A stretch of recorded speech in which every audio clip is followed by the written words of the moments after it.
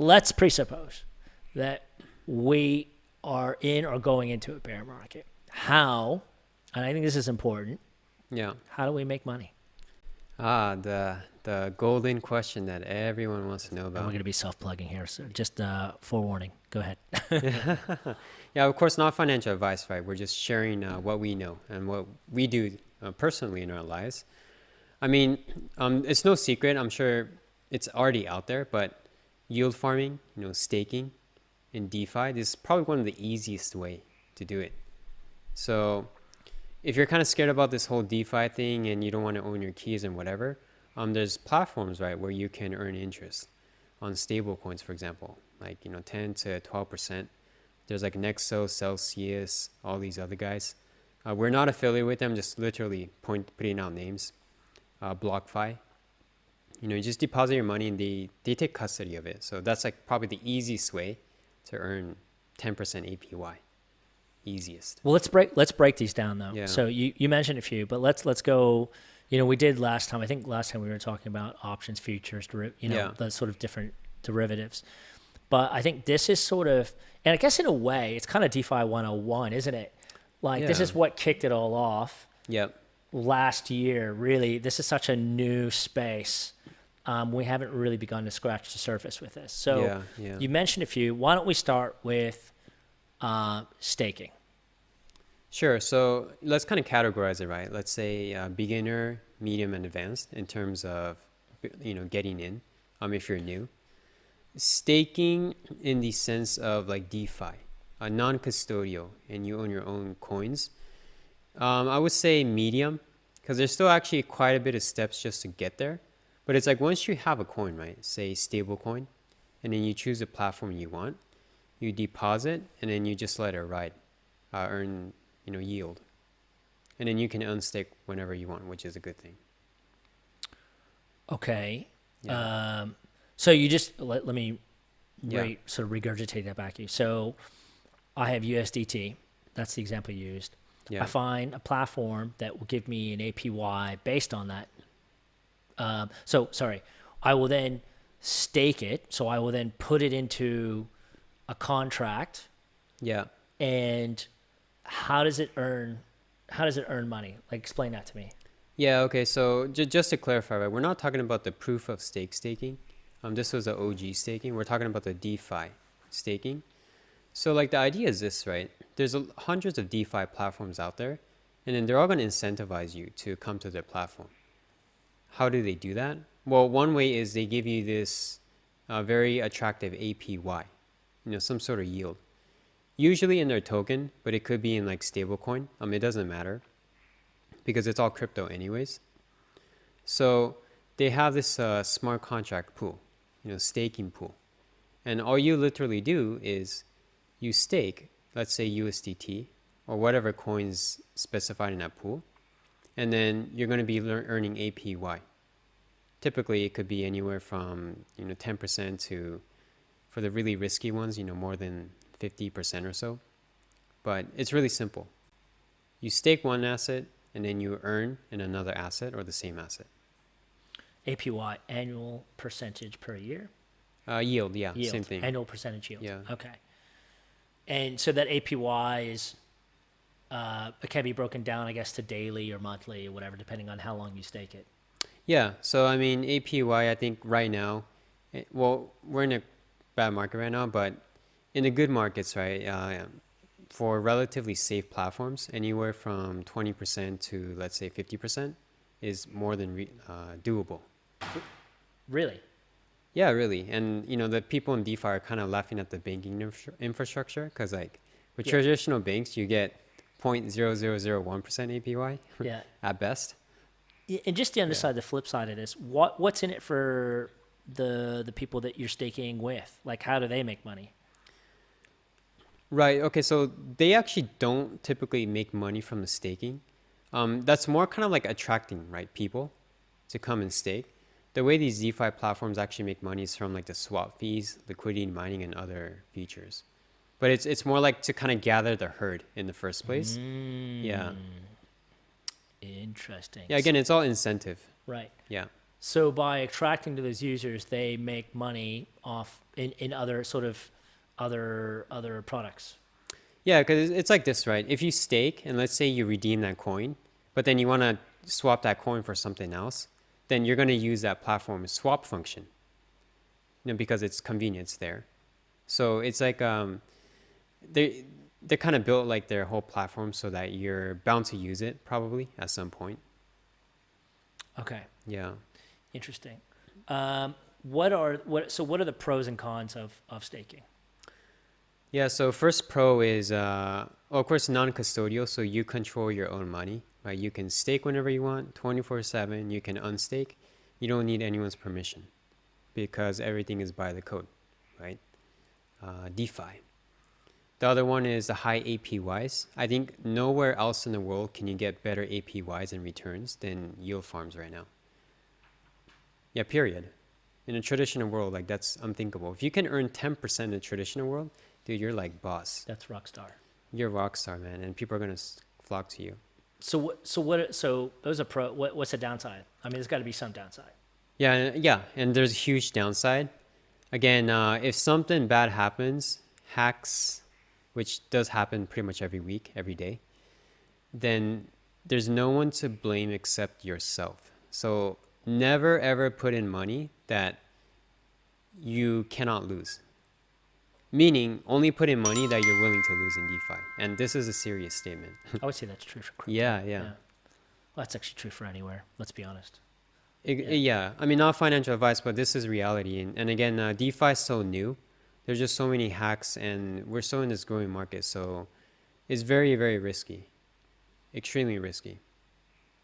All right. Yeah. Do we want to kind of, I mean, I don't know, maybe it's obvious, but let me just go ahead and because for staking, as you mentioned, you could go to a centralized platform where it's probably, you're going to get higher yields. Yeah. So have you heard like, Celsius, for example, or like Nexo? Yep. Yeah, they do a bunch of advertising. Yes. So yes, they're like ingrained in my brain now. Yeah. So, okay. So that's one, those are those platforms. The alternative would be DEXs, which is what we're launching a DEX. So why would I go to a DEX over a SEX, an SEX, or a CEX? Sorry. Not sure if you intentionally like said that 3 times. I but, didn't. one KYC, right? Yeah. DEXs, you don't need KYC.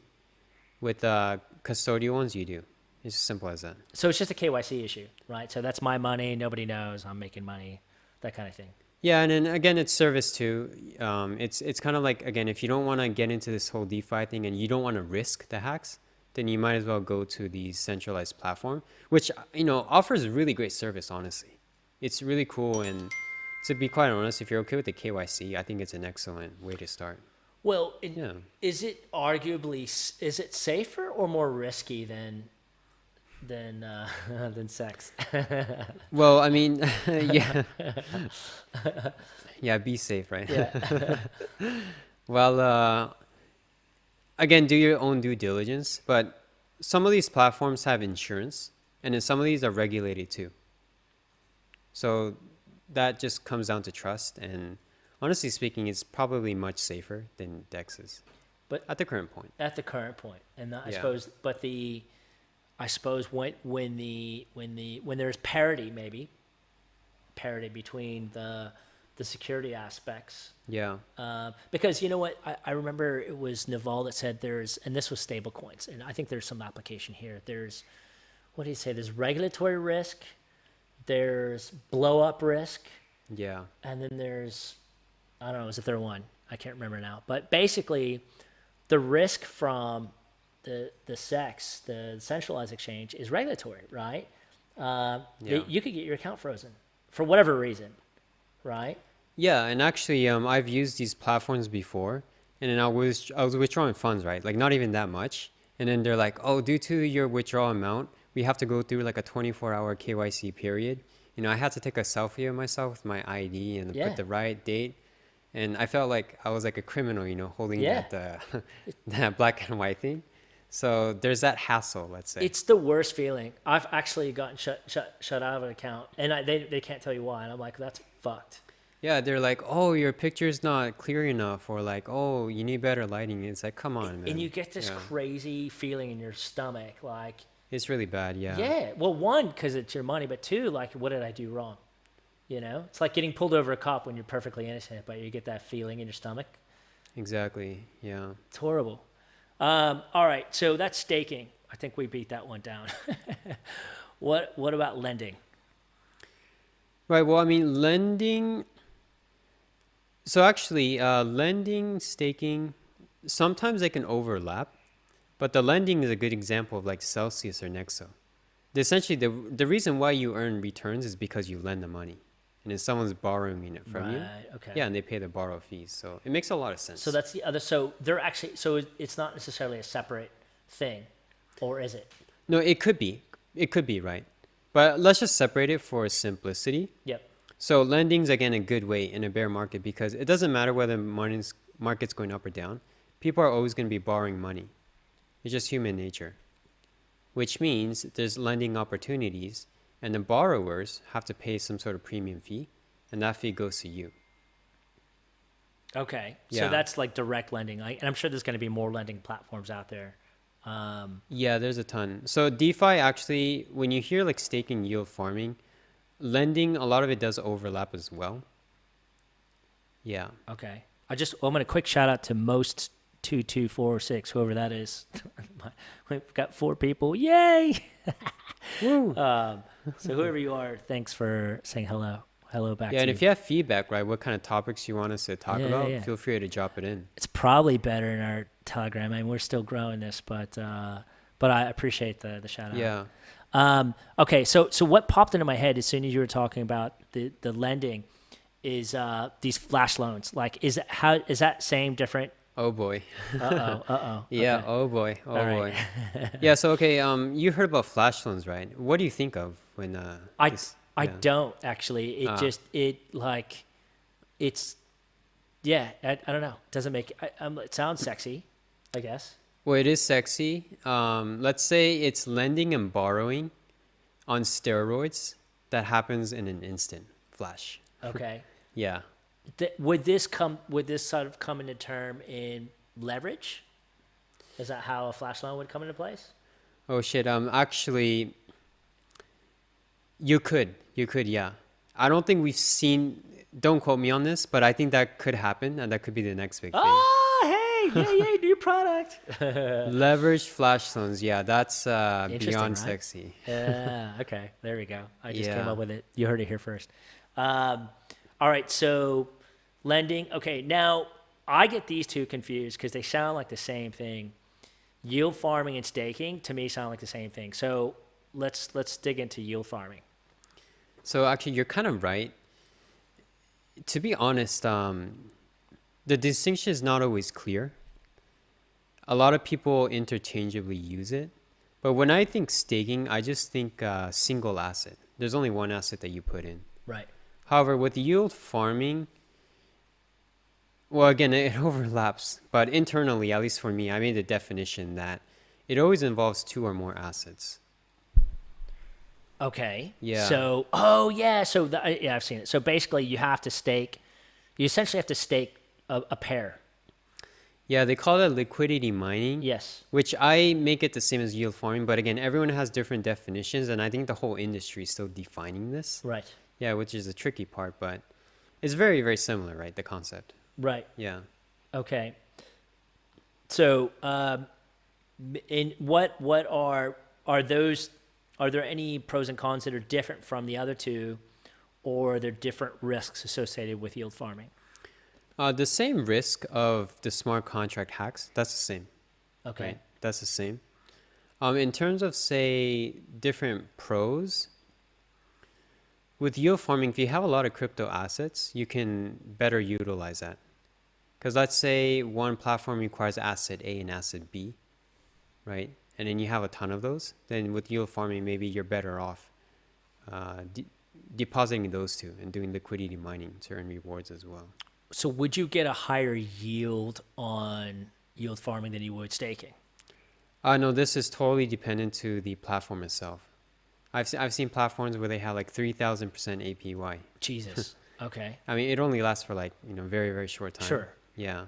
So how they sound like they're competing products in a way. So why would I do staking, yield farming, or yield farming staking, or both? Or it's kind of like they're sort of different flavors, but same ice cream, if that makes sense. Yeah. So assume you can still tolerate the same amount of smart contract risk. Yes. The goal, right? I assume is, you want to make money. Do you? Right. I'm sure you want to make money passively. That's why we're all here. Yeah. So I think the goal is just find whatever has the highest APY, and whatever you're comfortable depositing into, that's pretty much dictating most of the incentive and behavior. So trading, you can get wrecked on trading for obvious reasons, right? You buy, market crashes or it goes up. I mean, so, and I think we kind of touched on this the other day, but maybe I think a risk that we haven't talked about let's just bring it up again. So, this term rug pulled. So I think this is a legit, I mean, we did talk about it because it was last week. It was about the whole iron, sort of Cuban Missile Crisis, right? With Mark Cuban, who got rug pulled. So that's a legitimate risk, right? That's could be contract risk, or it could just be the project running away with your money. It's usually the project running away. And we actually wrote a Medium blog about this. So go to CD's exchange, Medium, and you'll see a high-level explanation on this. But that's more, I would say, human intervention. Team literally pulls the rug and wipes out the money, they runs just fuck away. off. Yeah. Yeah. So I think that's less on the smart contract hack. So you could get wrecked that way as well. Okay. Yeah, be safe out there, my friends. Okay.